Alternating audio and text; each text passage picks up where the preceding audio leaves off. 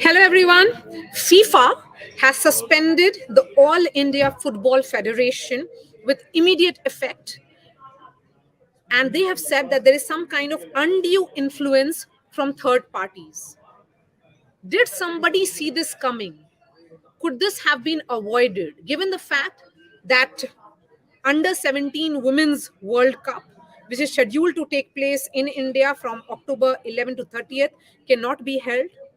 And there are several such challenges. Why should young boys and girls be denied their right to play? And they have been doing phenomenally well. Someone who saw this coming is Arunav Chaudhary, and he is joining me live. He is in Germany, to be specific, in Ramscheid in Germany. He is of Indian origin, working for close to 25 years in international football in strategy, governance, and development. Arunav, really appreciate your time. You're welcome. Did you see this coming? Sadly, I have to say yes. And I have to say that not only for the last few weeks or months, but rather for years, because when the Indian Sports Code was set up in 2011, the All India Federation itself got a new constitution with the support of FIFA and the Asian Football Confederation in 2013. It was very, very clear that there were certain points in the Sports Code of India, as well as the FIFA statutes. There were certain clashes in it. Then, of course, you had in 2017, the CEO, the original COAs were appointed, Dr. Qureshi and Bhaskar Ganguly as a former Indian football captain, and the thing went on with the new constitution, which is in line with the Sports Code of India on one side, but also with the FIFA statutes. But nothing happened. Then, of course, the whole world was plagued by the pandemic.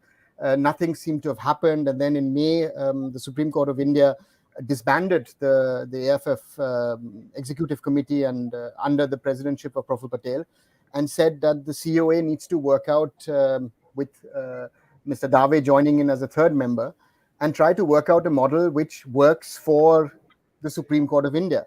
But the big problem has been, and I've had a lot of conversations with different stakeholders of the game, is that nobody actually has gone to the Supreme Court and explained to the Supreme Court that there is one rule in global sports, and this will crop up in every sports in India. I mean, today, the IOA, the Delhi High Court has said that the COA should also run the Indian Olympic Association. The same thing has happened to Hockey India. That the law of international sports stands above the law of the land. And this is something which, sadly, it seems to be that no one in India wants to understand. But this is a global thing that around the world, and it doesn't matter if these are democracies or autocracies, everybody per se accepts these rules and regulations. Otherwise, the country's sporting bodies get suspended. And in football, for example, Pakistan has been suspended for most of the time in the last 4 years. Zimbabwe, Kenya are suspended at the moment. So these suspensions have happened, and the authorities in India thought this is just a threat from FIFA. We are hosting an under-17 World Cup for the girls in October. They will never take it away from us. And that is a problem that I feel that this was taken lightly, and they tried to change too much in too short a time, which was in the end, they're not conform with FIFA regulations. Okay, Arnav, tell me, what does this undue influence from third parties mean? Who are these third parties? The Supreme Court of India is a third party. The sporting body, any sporting body, needs to be run independently of courts and of governments. So governments or the courts cannot interfere in the running of sporting bodies.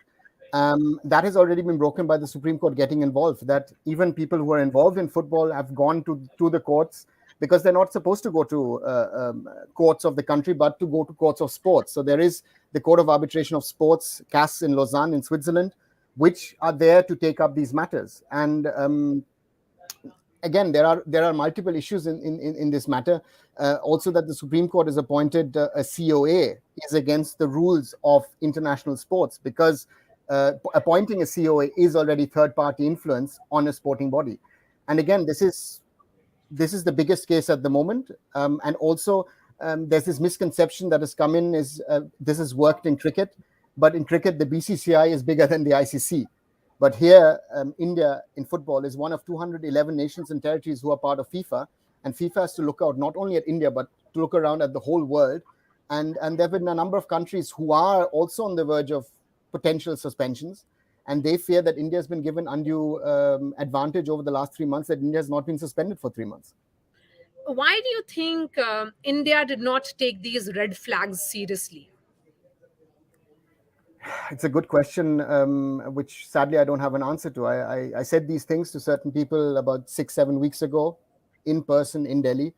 They did not take it seriously. Certain people even laughed about it. And it needs to be understood. It doesn't matter if it's India, it could be Brazil, it could be Germany. These things are taken seriously by FIFA, and FIFA has given India a lot of time. Even if you see, this decision was made on the 14th of August, on Sunday, at some stage, most probably in the afternoon or evening. But knowing that it's 15th of August and it's Independence Day in India, this news was only released by FIFA on the 16th morning India time. So they do understand these nitty-gritty things, but it's for the Indian side to understand that you cannot try and change the electoral college. You cannot change the constitution in a way where you are in conflict with the statutes which have been set by FIFA or even by the International Olympic Association. And Arnav, what about this governance issue that you're talking about? What does it mean when we say that law of sports stands above law of the land? So it means that there are certain understandings of law of sports where, again, sporting bodies have to run independently. Now, there are other countries like India who have sports codes of their own, which do have things like term limits, which has been installed, which is the main issue with the AIFF and Praful Patel, because they said that you're allowed to stay 2 terms. He stayed 3 terms or 2.5 terms, again, how we interpret it, because the prior AIFF president, Mr. Das Munsi, fell into a coma. That is one issue. The second issue is that an outside body, in the sense that the COA has stepped in and is running the All India Football Federation, and that is certainly, according to FIFA and their governance understanding, an involvement of a third party, and that is the whole problem of this whole situation. Okay, so when you say that you had red flagged it, and you had told people here in Delhi that this is waiting to happen, it's almost impending, then what was the reaction? Certain people laughed, certain people didn't take it seriously, certain people said, we are in India, we don't need to take this seriously. Even last week, I spoke to certain people who still, again, I think until Saturday, I've spoken to enough people who said, even yesterday, people said, no, nothing will happen. And I knew yesterday already that this letter is going to come, because FIFA has had this letter ready since May, since the Supreme Court decided to disband the All India Football Federation's old dispensation. And when the meetings happened with FIFA and AFC, there was a physical letter traveling with the FIFA AFC delegation, which they needed just to sign and hand in, and India would have been banned. And again, especially because they thought, listen, we have an under 17 FIFA Women's World Cup coming up. FIFA will not ban us, but I know that FIFA has 2 or 3 alternative nations ready who can step in, who can still step in now, who can even step in 3 or 4 weeks. And that is the sad part, that people thought that India supposedly is too important to the football world, that such a ban would not happen.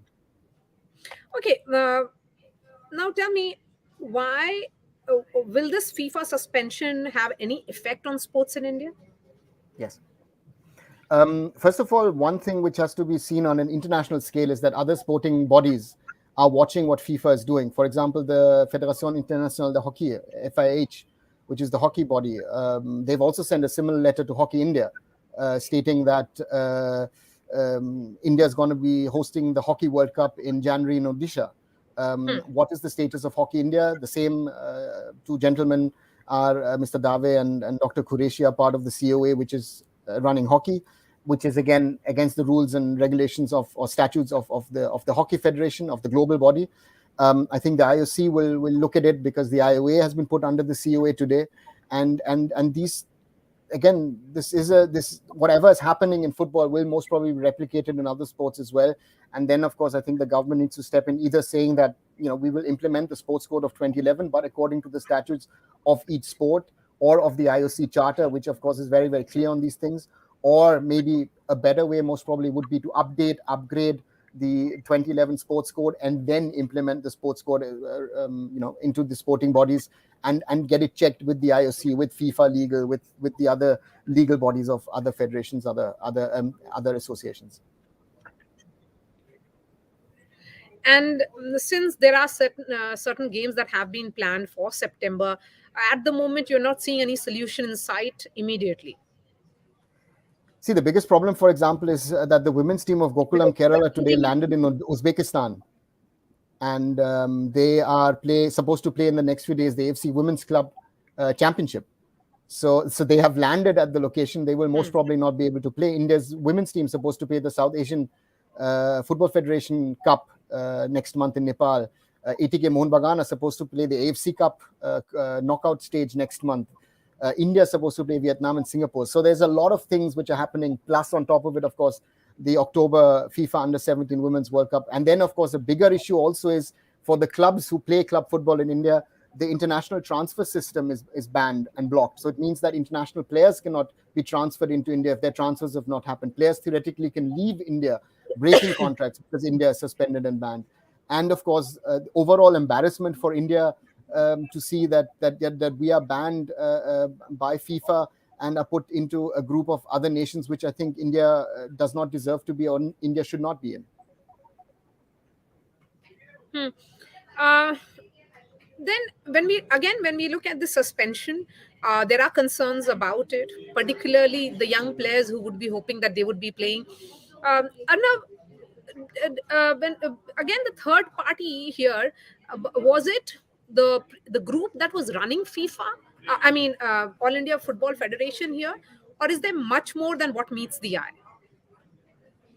I think the problem is, again, the Supreme Court placing the COA is first of all the problem. I think FIFA should have been made a party to the case in some sort of form or way. I think then FIFA Legal would have sent down its lawyers, would have most probably explained to the Supreme Court of how the jurisdiction of sports works on a global scale, and maybe then a joint a method or model could have been worked out. Because here the problem is, again, I come back to the word of governance, which is, I think, the biggest problem in Indian sports. And the understanding of governance is, again, and I repeat always, the point is, if we like it or not, it's not an Indian thing, it's a global thing, that the sporting law is above the law of the land. And in that way, FIFA, according to its statutes, has the jurisdiction of the AFF. The AFF is a constituent of FIFA, and has a say in it. And very important is also now what has happened is that the COA has created an interim constitution, which again has a lot of flaws and faults in it according to the FIFA statutes. And other things, they've created an electoral college for the elections, which is supposed to happen at the end of the month, which not only have the state association in it, but players representing as themselves in that election. And that is against sort of what FIFA says, that if you are part of an electoral body to elect a national association, but even a state or a regional body, you have to be part of the football system. Either you're part of a football association, be it at a district, state, national level, or be part of a club. Rather than answering the question of why are the clubs in India not part of the AFF and part of the executive committee, you have opened another area in getting the players involved. I think players' representation is important, but we have the Football Players Association of India, which could have been brought in, and maybe 2, 4, maybe 6 members could have been part of the AFF Exco. The question is, there were women part of the women's committee, had their seats on the table. They have now also been sort of moved out. So the question is, what was the best model? And now suddenly the model was being rushed because, of course, these deadlines were there because the World Cup was coming up in October. And FIFA said latest by 15th of September, you have to have the elections. A new body needs to organize this tournament. And then a lot of things came together. And sadly, again, the governance angle got really, really lost because there are a lot of weaknesses in the system in itself, and they need to be rectified. All right, Arnav Chaudhary, really appreciate your time. Thanks for putting the story in context and telling us the inside story in many ways, because very few know that you had almost seen this coming, and you had also red flagged it. Perhaps those red flags should not have been ignored and overlooked the manner in which they were. Thank you so much. You're welcome, Maya.